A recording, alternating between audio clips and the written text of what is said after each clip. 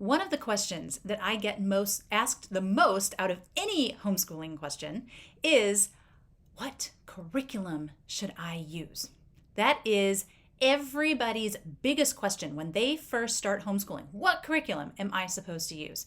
So today, I thought I would tell you why I almost never recommend any particular curriculum. There are only two programs. I'll tell you what those are later in this video, but I want to tell you why I do not focus on curriculum when I'm helping people first start making that jump into homeschooling, and why there are so few programs that I actually recommend.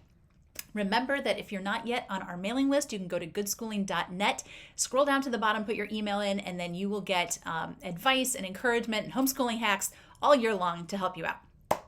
So here is the thing. And if you've been around here a while, then you know that one of my big things is the fact that homeschooling is so customizable, which is great, right? Well, the reason it's so important that homeschooling is customizable is because there are so many different factors that play into what homeschooling is going to be like for our families, right? And that also means that when you're choosing curriculum, there are so many factors that you need to consider. And so when somebody comes to me and says, "Oh, what curriculum should I use?" Well, I kind of feel like we have to sit down and have coffee and have a discussion for a while, because there's so much I need to know. What is your child's learning personality? Do they have any disabilities or any learning challenges? What is their overall personality like? What kind of approach are you following for homeschool? What are your goals for your homeschool? When your child flies the nest, what do you want them to know, right? There are so many things that you need to consider before you choose curriculum, that for me to just pop out and say, "Oh, you should try this, and you definitely got to get this, and oh, this is a great program." Well, yeah, for some, it might be great for my family. It might be great for this family that I coached over here, or this family in my membership over here, but that does not mean that it's going to work for you. And many of you have gotten caught in that trap where you have asked for recommendations from friends. Maybe you have a neighbor who homeschools, or your pastor's wife homeschools, or your best friend homeschools, and you've said, "Okay, we're ready to take the leap. What should I buy?" And they swear by this program, and they say, "Oh, you've got to get this one. It's so, so good." And you got those materials into your house and you started using them, and you kind of went, "What? Why? Why on earth do they like this program? This is ridiculous." You hated it. Your kids hated it. There were tears, right? There are way too many factors that go into what's going to make a curriculum work for you, for anyone to just be able to say, "Oh, you should definitely use this." Or, "Oh, this will work for you. This works for everybody. This is the best program. Everybody that I know loves it. You should use it too." Okay? So that is the first reason. The second reason why is because the vast majority of curriculum out there is way overdone. There is so much more packed into those programs than is really necessary. And what happens then? Families get this curriculum into their homes. They open it up. They go, "Holy cow, there's a lot of pieces here." And they look at the schedule that comes with it and say, "Oh gosh, all right, well, for the first lesson, we're supposed to do this and this, and we need to cut out this stuff, and we need this activity, and we need to print this out, and we need to do..." And one subject ends up taking them like an hour and a half, because they're doing all of this stuff that comes with the program, because they think, "Oh my gosh, if the program came with it, then obviously we have to use it," right? If we don't use it, then it's certainly not going to work. If we don't do it the way that the program says to do it, it's not going to work. If I don't do it exactly as the program says to do it, then somehow it's going to negate any kind of effect that it might have had, and it's going to be completely ineffective, and my child's not going to learn anything. The minute you start using curriculum, you get on a tightrope. And it's that the tightrope is between you being the boss and the curriculum being the boss. The more curriculum you use, the harder you need to fight to stay in control of your own homeschool. Not because the curriculum is nefariously somehow exerting some kind of power over you. It's because mentally we give that curriculum power. And we look at that curriculum and say, "Well, certainly this was written by experts who know way better than I do. And so I certainly need to do things the way that they're telling me to. And if I don't, then I'm certainly going to mess something up." And so we give some of our homeschooling power away to that curriculum. And then we look at the schedule that comes with it, and we say, "Well, gosh, we need we need to finish the whole thing by the end of the year, right? So in order to do that, we're going to have to follow this schedule, which means that we're going to have to do all of this stuff every single day or 3 times a week or whatever it says, right? And so we give away a little more of our power over our homeschool to that schedule. And then we start hearing from other people who are using this curriculum. Maybe we're in a group on Facebook for, people who use that particular math program or whatever. And we're hearing how other people are using it and how, they do this, but they also supplemented with this because they realize that the program doesn't do this very much. And I really thought that was important. So we started adding this in as well. And we also do this. And I know it only says that you have to do this, but we also do this as well. And you start hearing how other people are using it. And you start thinking, oh gosh, they're doing so much more with it. Maybe I'm supposed to be doing that too. And so you give away even more of your power over your curriculum. Curriculum is a fantastic tool, but it's a tool. And you are the one who wields that tool. We need to keep ourselves in control of the curriculum that we use because we are the ones who know our children. The publishers don't know. They have no idea what your child is like. They have no idea what their background is, what their strengths are. Your curriculum or the people around you don't know your child. They may know your child, but they don't know your child, right? The way that you do.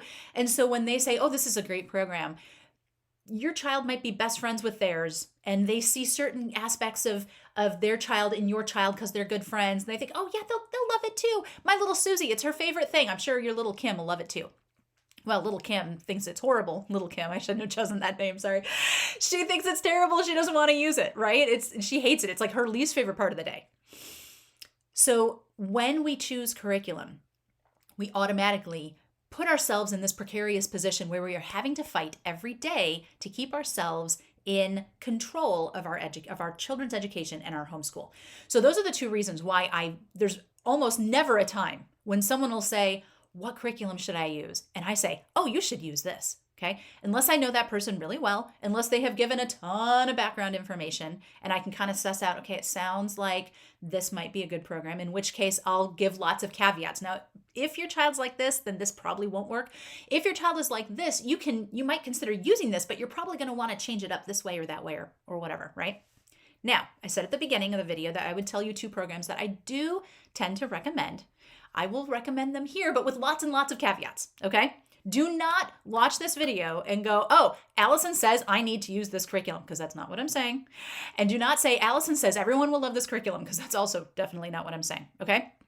The 2 programs that I tend to recommend a lot because, first of all, they're very versatile. And so you can use them in lots of different ways depending on what your child's learning personality is, okay? That's the first reason.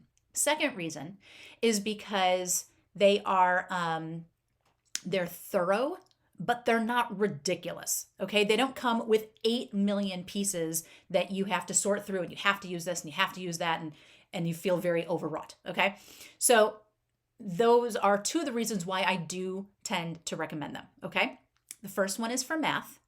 I highly recommend for many people, but not all, Math UC. It is very simple.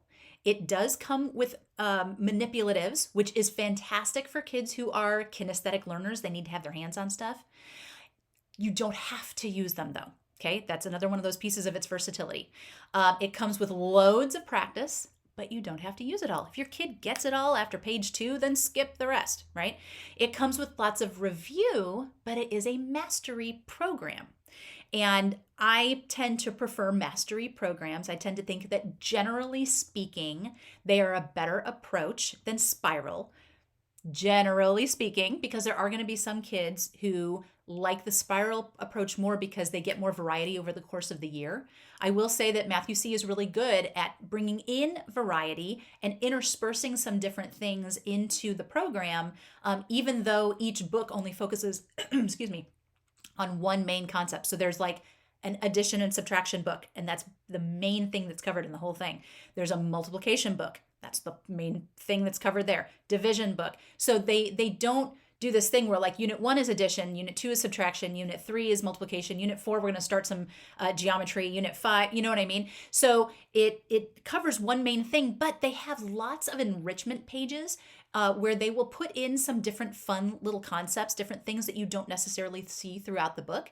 And they do also intersperse a few different concepts.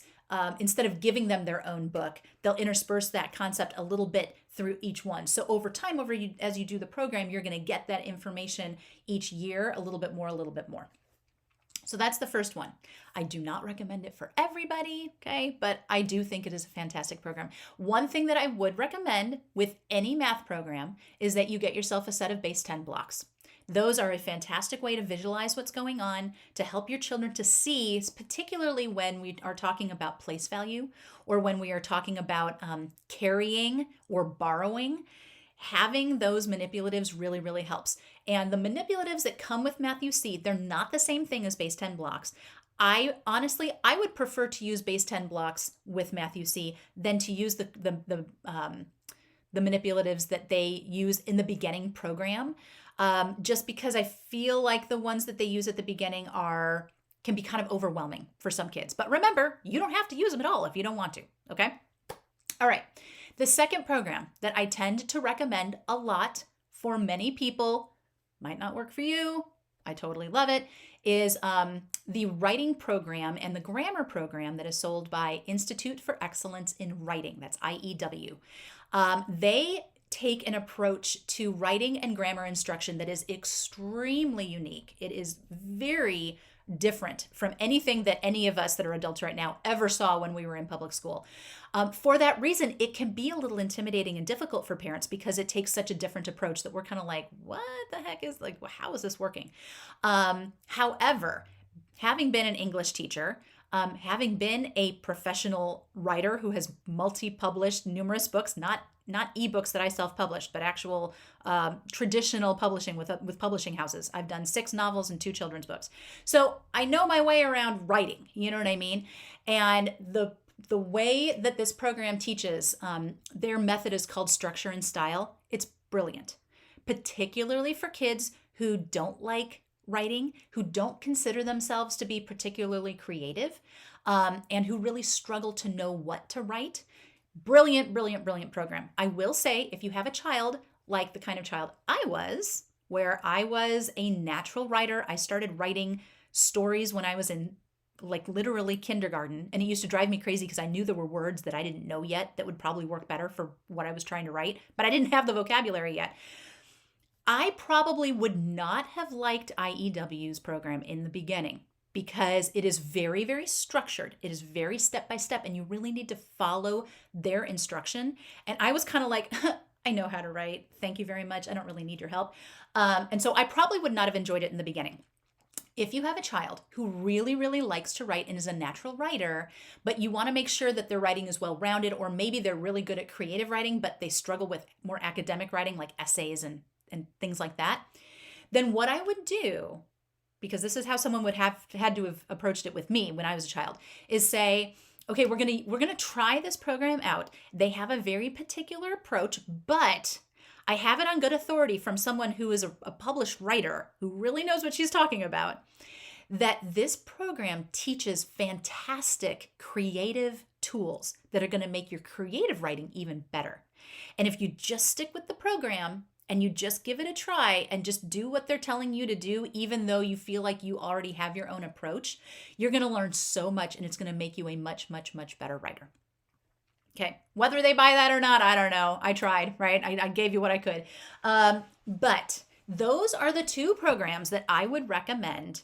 But I would also say this last thing. When you get the books, ignore the schedules. Do not look at any kind of week 1, do this, week 2, do this, week 3, do this. Always, regardless of the curriculum you use, you've got to go at your child's pace. You have to do what makes sense for your family. If you look at that curriculum and you say, my gosh, there's a lot of pieces here. Do we really have to do all this? I would strongly recommend that you spend some time going over all of those pieces and deciding what you think is truly necessary. Because even though the publisher has an idea of what they think should be working here, that does not mean that you have to do it all. Okay, we actually have a resource called the Quick Guide to Adapt Curriculum, and one of the steps that it walks you through is how to look at all of this stuff and figure out what should we keep, what should we get rid of. So I'll put a link to that in the description, and if you want to check that out, you can. But please remember, when you are looking at any kind of curriculum, that you need to maintain your place at the top of the food chain in your homeschool, okay? You need to make the decisions. You cannot abdicate those decisions to your curriculum and say, well, because the curriculum says we have to do all this stuff, we're going to spend an hour on math. My gosh, never spend an hour on math unless your kid loves it and they're wanting to spend that long, okay? But most of these programs come with so much stuff, you could easily spend an hour or more. That is going to burn your child out, and it is not necessary. It's not necessary to do that much math in a day with any child, okay? Unless they're like in trigonometry or something, okay? So I hope that has been helpful. I hope that has shed a little light on why I tend to kind of dodge the what curriculum should I use question. I never want people to think that I'm shying away from trying to help them. It's just that I can't tell you what to use because I don't know you and your kids. But what I can do is guide you through the steps that you can take to help you figure out the best curriculum for you. First step, deschool. Super, super, super, super, super, super important. Second step, find a methodology you want to align with, because that will automatically wipe tons of options off the table because they don't align with your methodology. Then you go from having this many options to look at to this many options, which is way the heck easier to manage, right? And then remember that curriculum is always up to you, and how you use it is always up to you. Get my quick guide to adapting curriculum guide. Use that to go through, weed everything out, and remember that education does not have to be that hard. We do way more than we need to. Education does not have to be that hard, and it should not take that long. Simplify. Okay? All right. Thank you so much for hanging with me today. I hope that was helpful. I would love to hear your thoughts. Go ahead and leave them in the comments if you'd like. I'll put links to resources for deschooling methodologies and that quick start guide in case any of you want those. And that is it. I will see you all again later. Take care. Bye.